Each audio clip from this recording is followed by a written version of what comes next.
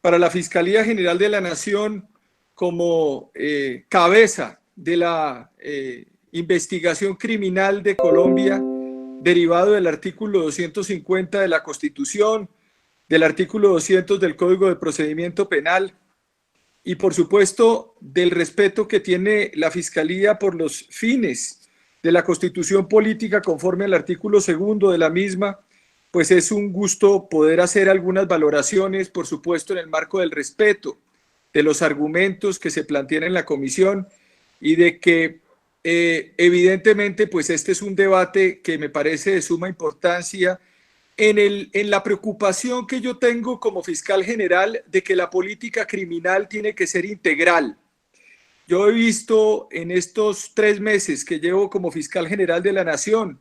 y en el marco de mis relaciones muy cercanas con la Sala Penal de la Corte Suprema de Justicia y de la misma Corte Constitucional, de la relación con el Consejo Superior de la Judicatura, con la ministra de Justicia, la doctora Margarita Cabello, que existen una serie de problemas estructurales desde el punto de vista de la política criminal en el país y que yo creo que es necesario mirarlos en su integridad. Por supuesto, este es un buen escenario en el marco de este proyecto de acto legislativo. En primer término, decir que para el fiscal general de la Nación y para esta fiscalía, los derechos humanos son un eje central dentro de la política de la fiscalía. Yo creo que la política de la Fiscalía General, como la política del país, tiene que mirarse siempre sobre la base de una aplicación integral de los derechos humanos. Y esto que estoy diciendo lo he repetido durante años en el ejercicio académico, en el ejercicio de académico, además en diferentes escenarios y grados académicos, como profesor en doctorados, en maestrías, en temas de derecho constitucional y de derechos fundamentales. Y es que ningún derecho en Colombia, ninguno, es un derecho ilimitado, ninguno. Todos los derechos tienen límites, todos los derechos tienen que verse con unas ponderaciones, con unas proporcionalidades. Y en ese sentido, pues por supuesto, eso no recoge lo que dice solamente el fiscal general, sino lo que dice la Corte Constitucional de forma reiterada y la Corte Interamericana de Derechos Humanos en sus sentencias sobre los diferentes aspectos de la aplicación de los derechos. Recordemos que desde 1887, cuando ya existía o cuando se estableció el Código Civil, y aquí me recogerán algunos de los miembros juristas de esta comisión, el doctor, por ejemplo, Germán Navas, lo podrá reconocer, pues existían existen unas maneras de interpretar las normas civiles, donde la norma posterior prima sobre la anterior, donde la norma especial se aplica sobre la norma general, pero en el marco de los derechos fundamentales ya no aplican esas disposiciones, sino aplican otros criterios, a criterios de proporcionalidad, criterios de ponderación, criterios test de razonabilidad que ha desarrollado la Corte Constitucional, entre ellos el test de idoneidad, de necesidad, de proporcionalidad en sentido estricto, etcétera, etcétera. En ese orden de ideas, por supuesto, esta es una discusión que cabe dentro de ese análisis constitucional. Sabemos que el derecho de los niños prima sobre el derecho de los adultos, eso está consagrado en el artículo 44 de la Constitución, y sobre esa base tiene un compromiso de reforzamiento en la protección de los diferentes mecanismos o institutos jurídicos que puede tener dentro de un país. En ese sentido, sabemos además, y lo tengo establecido en esta fiscalía, que nosotros, por ejemplo, tenemos adscrito a nuestro despacho un grupo especial para poder atender todo lo relativo a violación de menores o afectación de los menores, en unos enlaces que tenemos con el Instituto Colombiano de Bienestar Familiar. También existen mecanismos de prevención en el gobierno nacional y en el Estado, y en la Fiscalía y en la Justicia, atado al mecanismo, por ejemplo, de reclutamiento de menores, uso y utilización de los mismos, con una norma de carácter penal que además también se hizo sobre la base de la preocupación con unas tasas de aplicación minúscula. Ese es un primer eje que yo quería plantear en el marco de los derechos humanos. Un segundo tema, tengo que decirlo sobre la política criminal del país. Nosotros en la Fiscalía General de la Nación, y quiero aquí dejar sentado de una vez por todas, para estos 4 años en donde yo voy a ser fiscal general del país, la posición del fiscal general sobre la idea de que el fiscal general es un hombre garantista. El fiscal general de la Nación es una persona que además mira el derecho penal como una última ratio, como un último elemento central dentro de la política criminal del país. Y quiero anunciar que en las próximas semanas, frente a esto y frente a esta política criminal que se quiere establecer, la Fiscalía General de la Nación hará una directiva, y en este caso dirigida por mí, de forma de instrucción a los diferentes fiscales del país, para que se utilice la medida de aseguramiento de privación de libertad de forma excepcional para darle sentido al sistema acusatorio en Colombia. ¿Eso qué quiere decir? Eso quiere decir que la Fiscalía no puede seguir siendo simple y llanamente una entidad que de forma preventiva empieza a tomar decisiones, y esas decisiones generan hoy ya un 60% del atiborramiento de demandas por privación injusta de la libertad en el Consejo de Estado. Y este es un mensaje que recojo de las conversaciones que he tenido con los magistrados del Consejo de Estado, con el presidente del Consejo de Estado, el doctor Namén, con la presidenta del Consejo Superior de la Judicatura y sobre todo con mis buenos amigos los magistrados de la Sala Penal de la Corte Suprema de Justicia, liderado por la doctora Patricia Salazar. Este es un tema importante para la Fiscalía por varias razones, porque nosotros tenemos que establecer que esa pena privativa de la libertad debe hacerse solamente para los casos de personas peligrosas, personas que pueden causar un daño inminente a la sociedad, y en ese sentido nos va a permitir solucionar un problema también de sobrepoblación carcelaria en el país, donde hoy tenemos básicamente un grupo de casi 120.000 personas con la posibilidad de que solamente hay cupos para 80.000, de los cuales casi 40.000 personas son detenidos privativos de la libertad en el marco de la acción de la justicia. ¿Qué quiero decir con esto? Que nosotros tenemos que repensar esas medidas y la forma de aplicarlas en el marco de la proporcionalidad. Si yo logro esto, queridos representantes y miembros del gobierno, le cambiamos la historia al derecho penal colombiano y le cambiamos la historia a la aplicación de la justicia en Colombia. Aquí se ha pensado en Colombia de que se resuelven los problemas penales, y esta ha sido una política histórica. Histórica porque el mismo Jorge Eliezer Gaitán en los años 30 estableció ese debate,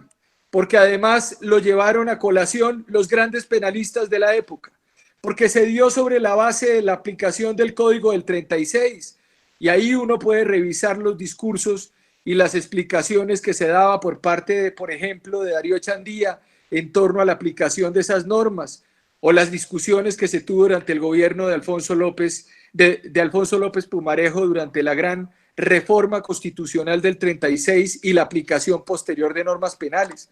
Había una preocupación con respecto a las penas. Es un país que ha dado una discusión en torno a las penas de una forma muy importante, pero ha dado pocas discusiones sobre la aplicación de esas penas efectivamente en nuestro territorio. Yo creo que debemos hacer un balance sobre eso muy importante, y ahí evidentemente sobre esa política criminal yo creo que este tipo de proyectos, más allá de mirarlos desde el punto de vista suelto, deberían ser integrados en discusiones jurídicas alrededor de la reforma a la justicia, o incluso de las ideas que se tienen por parte del fiscal general de la Nación y de la Fiscalía para la reforma del sistema acusatorio e incluso del sistema penitenciario. Hemos hecho grandes discusiones sobre las partes dogmáticas de las constituciones, pero yo creo que necesitamos hacer más discusiones sobre lo que llamaría el profesor argentino Roberto Gargarella las salas de máquinas de las constituciones, es decir, la parte estructural, la parte orgánica de la Constitución. En ese sentido, yo creo que este tipo de proyectos tienen que ser mirados con mucho detenimiento por esa imbricación que se requiere en las políticas integrales de justicia. Les pongo solamente un ejemplo. El artículo, por ejemplo, 313 del Código de Procedimiento Penal señala, 314, perdón, señala la sustitución de la detención preventiva. Y en el artículo 5 de la ley 1944 del 2018 se señaló que no procederá la sustitución de detención preventiva en establecimiento carcelario por detención domiciliaria cuando la imputación se refiere a los siguientes delitos. Y me puso ahí medio código penal. Yo hago la siguiente reflexión. Hoy estamos en el COVID y en el coronavirus. ¿Ustedes no les parece que debemos, por lo menos en algunos de esos delitos, que por lo menos podríamos verlo de otra manera, reflexionar sobre que no se le ponga una camisa de fuerza a los fiscales para que puedan solicitar o no solicitar ciertas medidas dependiendo de los contextos, de las proporcionalidades, de las moderaciones? Yo creo que eso es una reflexión también de política general que tenemos que tener presente. Por supuesto, no estoy discutiendo sobre el proyecto, sobre este proyecto en específico, sino lo que estoy diciendo es que este tipo de proyectos tienen también que estar alineados a esas discusiones, y yo invito también a la ministra de Justicia a que la ministra de Justicia pues pueda también hacer una reflexión sobre esa integración en el marco de la política integral del Estado. Sobre el proyecto en particular, yo creo acá que es muy difícil desde el punto de vista jurídico pues ver exactamente lo que ha venido ocurriendo con este caso concreto de los delitos aberrantes que se cometen contra nuestros menores. Es una conducta aberrante, deleznable, inadmisible. Creo que todo en eso coincidimos, y las descripciones que se hicieron anteriormente difícilmente pueden generar alguna opinión contraria. Simplemente hago la siguiente reflexión con números. Hoy solamente el 5% de esas denuncias terminan en condena. Solamente el 5% de las denuncias terminan en condena. ¿Qué es lo que está ocurriendo? Lo que está ocurriendo es que, a pesar de que se han venido aumentando las penas, no ha venido aumentando la eficacia en la aplicación de la justicia. La Sala Penal de la Corte Suprema de Justicia, con algunas reflexiones con las que se han hecho con algunos magistrados, encuentran que difícilmente, ante las excesivas condiciones que se ponen dentro de por ejemplo, una pena a perpetuidad, entonces difícilmente empiezan a superar los estadios, los procesos, en la medida en que no todos los procesos son los mismos. Entonces muchos jueces, ante la circunstancia o la particularidad del caso, lo que hacen es optar por una absolución. Entonces, lo que estamos haciendo verdaderamente sobre este tema, y hablo de política criminal, es que se está generando un aumento masivo de penas sin permitirle una capacidad o un margen de apreciación al juez que le permita al juez entrar y decir, bueno, esta pena va a ir de 25 años, este es de 28 años, este es de 30 años, este es de 60 años.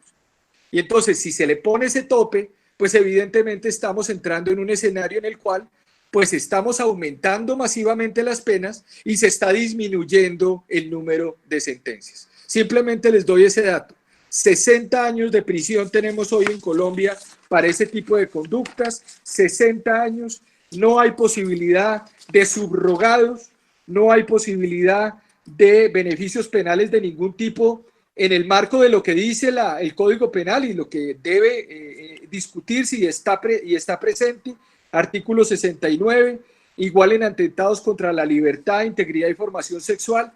Pero hay una reflexión que hacer, y es que tenemos el 5% de eso en condenas. Las cifras son dramáticas. Efectivamente, hoy 1 de cada 20 niñas o 1 de cada 10 mujeres adultas reporta haber sido víctima de violencia sexual en algún momento.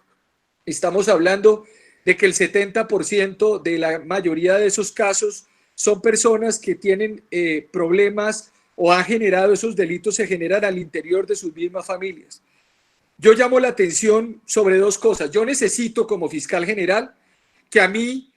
se me resuelvan problemas muy graves en torno a estos temas, pero en el marco de los procedimientos. Por ejemplo, yo había hecho una propuesta en la ciudad de Cartagena hace 3 meses, y yo creo que eso es parte de esos debates que tenemos que dar en el país, y lo vamos a incluir en la reforma al sistema acusatorio, en el marco de una política nacional. Y es, evidentemente, no puede ser posible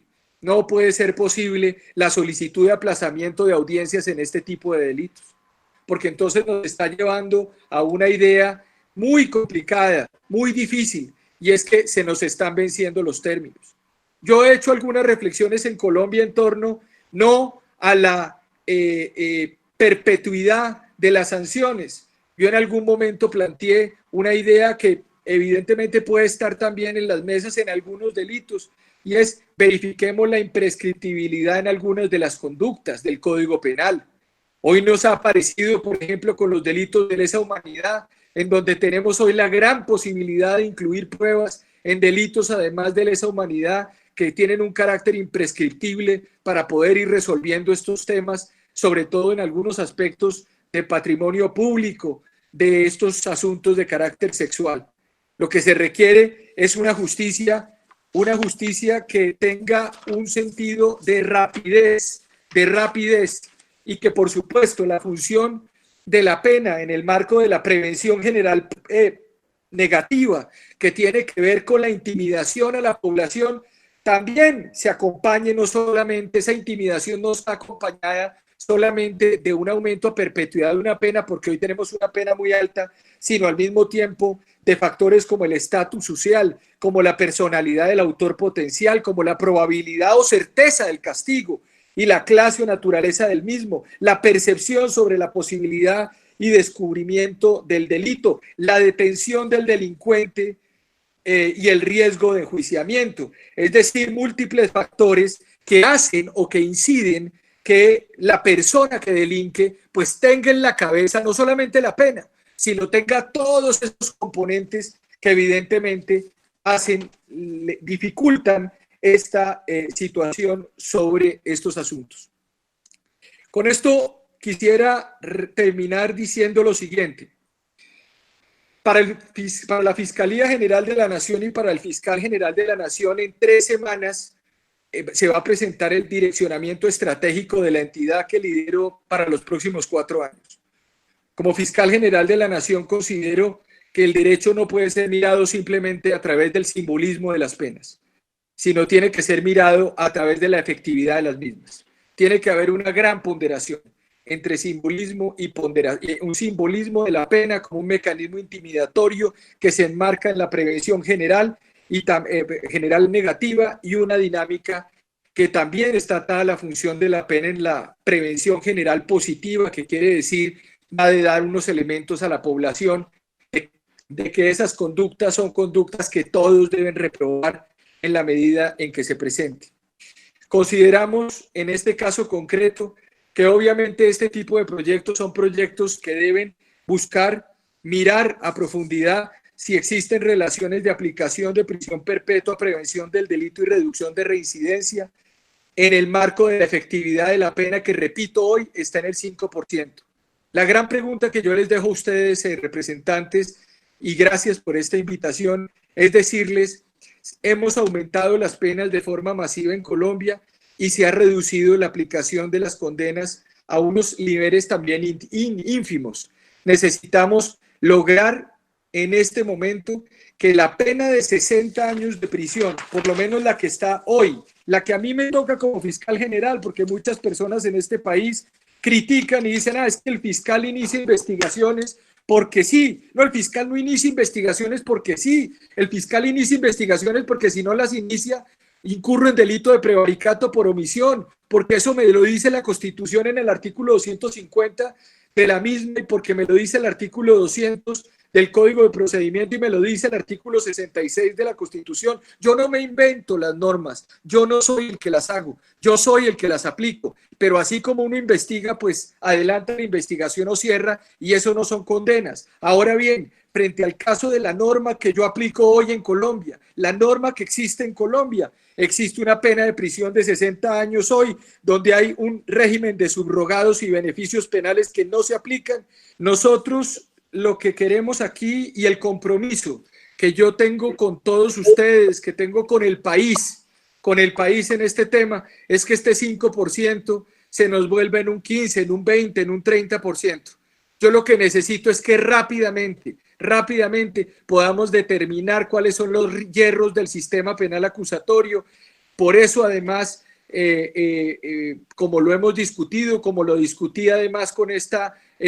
honorable comisión, con usted, con diversos miembros y amigos que están allá, cuando me reuní con la Comisión Primera también del Senado. Por eso queremos además avanzar este proyecto de reestructuración de la Fiscalía para poder tener elementos de investigación. Mi preocupación hoy no son las penas, mi preocupación hoy son la aplicación efectiva de la justicia. Y yo creo que en ese sentido, pues lo que tenemos hoy, pues permite avanzar en esa estrategia, ojalá avanzar en una estrategia de aplicación para que todos los derechos de los colombianos y los derechos de los menores puedan tener una efectividad concreta, efectiva, y podamos tener una mejor justicia. Con eso termino. Yo les agradezco enormemente esta invitación, doctor Juan Carlos. Usted y yo compartimos además muchas ideas sobre estos asuntos y sobre todo espero verlo pronto también para todos esos proyectos de protección de medio ambiente y de nuestros animales, que son elementos centrales también